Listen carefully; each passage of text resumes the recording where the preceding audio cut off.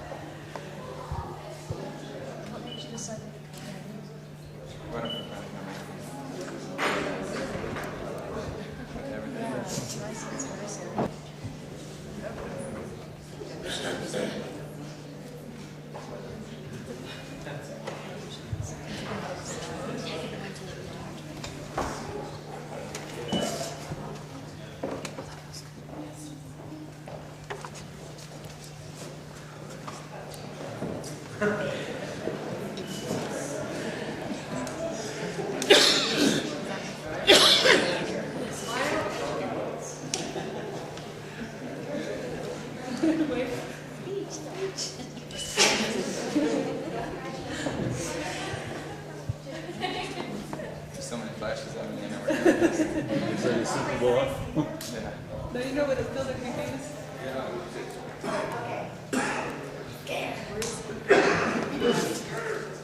just wanted to take a picture with Justin.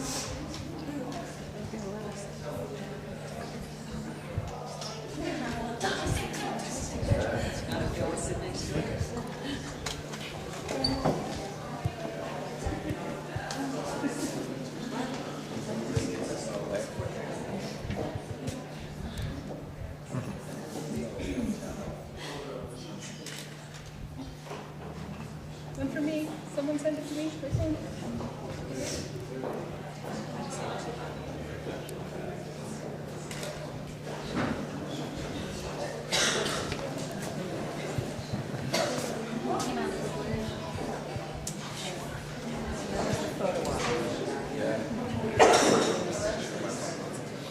Yes, please do. Turn my phone on silent.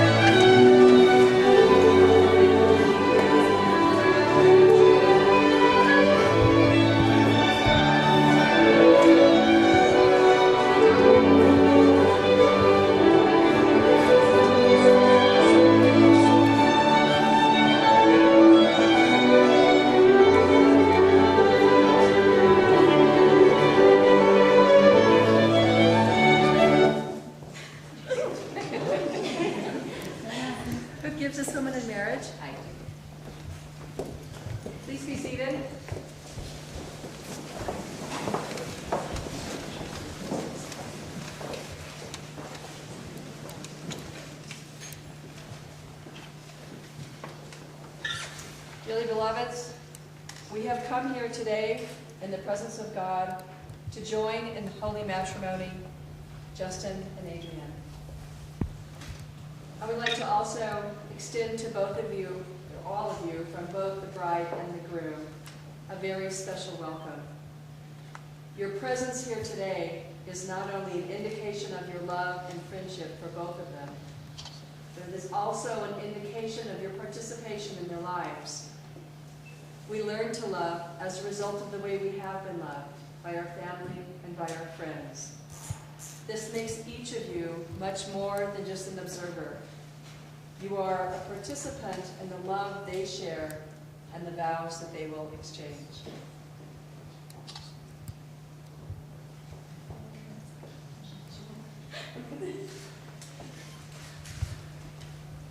A wedding is a celebration of the miracle of love. And so, in the beauty of this hour, and in the presence of all of your guests, and in the light and heart of God, we rejoice in the union of the two of you. You stand here at this moment in time in order to celebrate and acknowledge in a public ceremony the love and the caring that has already become a reality within and between you. In so doing, you commemorate the relationship that you have discovered and nurtured together. But realize that marriage is truly your commitment to each other, and no words of mine and no legal paper can bind you together. Your hearts and your souls are melded by a feeling much deeper than any words could ever express. Happiness in marriage is not something that just happens. A good marriage must be created. In the art of marriage, it's the little things that are the big things. It is never being too old to hold hands. It is remembering to say I love you at least once a day. It is never going to sleep angry. It is at no time taking the other for granted. The courtship should not end with the honeymoon. It should continue through all the years. It is having a mutual sense of values and common objectives. It is understanding and facing together the world that is forming a circle of love that also gathers in your friends and the whole family. Because when times get tough, they're going to be the ones that you'll lean on to get you through it. It is embracing one another without encircling each other. And it's doing things for each other, not with an attitude of duty or sacrifice, but in the spirit of joy. It's speaking words of appreciation and demonstrating gratitude in thoughtful ways. It is not expecting the husband to wear a halo, although it would be nice, or the wife to have wings of an angel, although she looks like one. It is not looking for perfection in each other. It is cultivating flexibility, patience, understanding, and really importantly, a sense of humor. It is having the capacity to forgive and forget. It is giving each other an atmosphere in which each can grow. That's important. And it is finding room for things of the spirit and of your heart. It is a common search for the good and the beautiful. It is establishing a relationship in which the independence is equal, the dependence is mutual, and the obligation is reciprocal.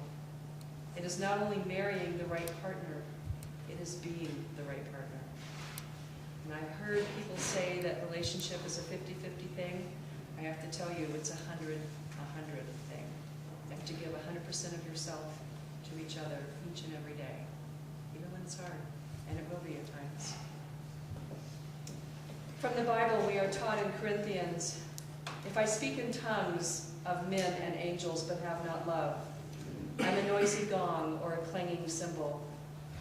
And if I have prophetic powers and understand all mysteries and all knowledge, and if I have all faith so as to move mountains but have not love, I am nothing.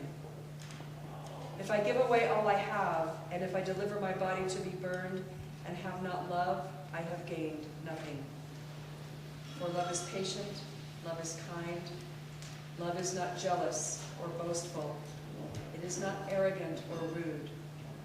Love does not insist on its own way, it is not irritable or resentful.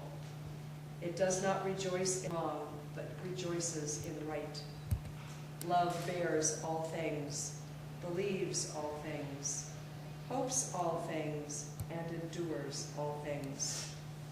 Love never ends. But really, what is love? We talk about it, we know, we feel it, but what is it? It's a small word for a very complex emotion. There's no explanation for it, because love is made up of many things. It cannot be measured, it must be felt. All of the money in the world cannot buy love, it has to be earned. And love is not an instantaneous emotion, but something that grows slowly between two people, maturing with time. And I know you have friends, some of whom are here today, that have been married or been in love for a long time. Look at them as examples. Because as you get older, your love will be different, but it'll be even better. To love someone means being comfortable and at ease with them, sharing confidences, knowing that they will be understood and held in trust. It means respecting each other's dignity and never being demanding, but rather being willing to give and accepting that which is given.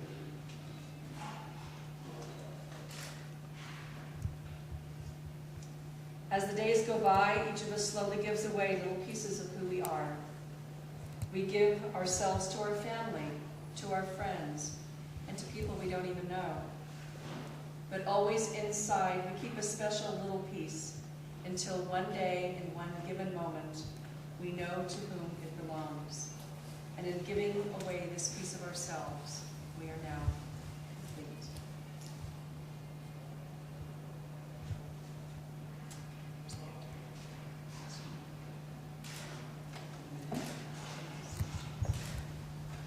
Do you, Justin, take Adriana to be your wife, to live together after God's ordinance in the holy state of matrimony? Will you love her, comfort her, honor and keep her, in sickness and in health, for richer, for poorer, for better, for worse, in sadness and in joy, to continually cherish and bestow upon her your heart's deepest devotion, forsaking all others, keep yourself only unto her as long as you both shall live. I did. I take you, Adrian, to be my wife. She loves the Morning Church. I love you. You are my best friend. Today I give myself to you in marriage.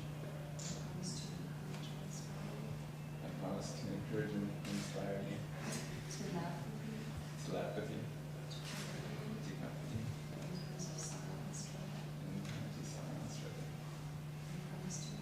I promise to love you in good times and bad. When life seems easy, when life seems hard. When our love is simple, and when it is an effort. I promise to cherish you, and to always hold you in highest regard. These are things I give to you today, and all the days of my life.